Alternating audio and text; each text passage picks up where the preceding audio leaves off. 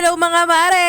Ako si Mengay, ang laging git na nanay. Welcome to my mini vlog! Tingnan nyo naman itong aming munting tahanan. Pag wala talaga ang nanay sa loob ng bahay, ganito kakalat. Saan-saan kasi nakapatong tong mga unan namin. Ultimo mga charger nila, hindi nila mahanap. Paano? Saan-saan nila nilalagay? At hindi talaga makukumpleto yung araw nitong mag-ama ko pag hindi nila nasasabi yung asan yung gamit ko? Mahal, asan yung brief ko? Anak ng syuta!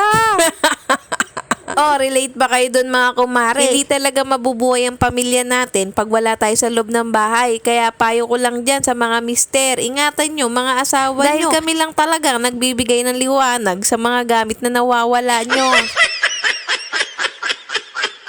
Bumalik na nga tayo dito sa aking ginagawa. Bali nilinisan ko lang tong ibabaw ng computer table. Inalis ko lang yung mga nakakalat na charger at yung mga una na nakapatong. Tapos noon, nagwalis lang ako at nagmap para maalis nga yung alikabok nitong ating bahay. Pagkatapos ko nga malinisan tong computer table, pati yung ilalim niya winalisan at ninap ko na. Nilatag ko na yung kama para aking pagpagan at hihiga ang aking anak. At mamaya-maya lang mamamalengke kami mag-ina. Iniwan ko nga muna yung cellphone dahil nga nalobat ang inyong nanay, kaya hindi ko nakuhanan yung pagpunta namin ni Bunso sa palengke. Bumili lang ako ng konting gulay dahil nga minsan hindi nga namin napapansin o hindi namin naluluto nasasayang. Kaya binibili lang namin yung kailangan lang namin pang sahog dun sa lulutuin namin ngayong ulam. At dahil meron na nga kaming fur babies dito sa bahay, bumibili nga ako nitong Sunrox Multi Clean. Napakabango nito sa loob ng bahay mga mare. Matatanggal talaga yung masangsang na amoy. Tapos 99.9% matatanggal talaga yung bacteria at saka mga viruses. At ang kinaganda pa nito kay Sunrox Multi Clean, pwede nyo nga siya ipanglinis sa appliances nyo. At alam nyo bang sobrang bango nito mga mare, hindi siya matapang sa ilong. Kaya ano pang hinihintay nyo? Kung anong malapit na grocery sa inyo bumili na kayo. Ay siya, bumalik na nga tayo dito sa aking mga pinamili. Bumili nga lang ako ng halagang 10 pesos na sibuyas at bawang at 3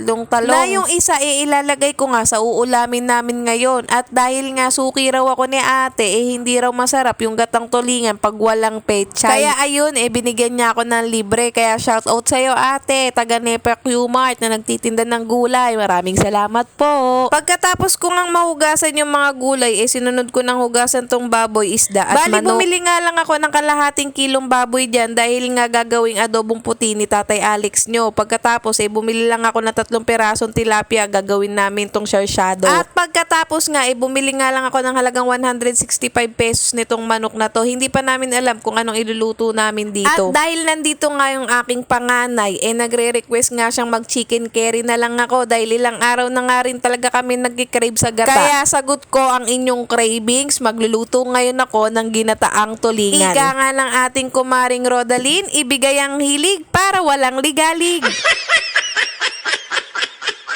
At ito pa nga pala mga mare, bumili ako ulit ng bagong hash brown namin dahil nga sobrang favorite to ng mga anak ko. Kaya ito, nag-stock na naman ako. Sa Dali Store nyo nga lang yan mabibili mga mare. Sa halagang 99 pesos meron na kayong 10 piraso. Hindi sayang ang pera nyo pag bumili kayo niya mga mare. Sobrang sarap niyan. Bago matapos itong aking video, magpapasalamat nga lang pala ako sa mga kumare at kumpare kong laging nanonood sa akin. Maraming salamat po. Kaya hanggang dito na lang muna ang aking video. Magkita-kita tayo sa susunod kong mini vlog mga mare. Bye!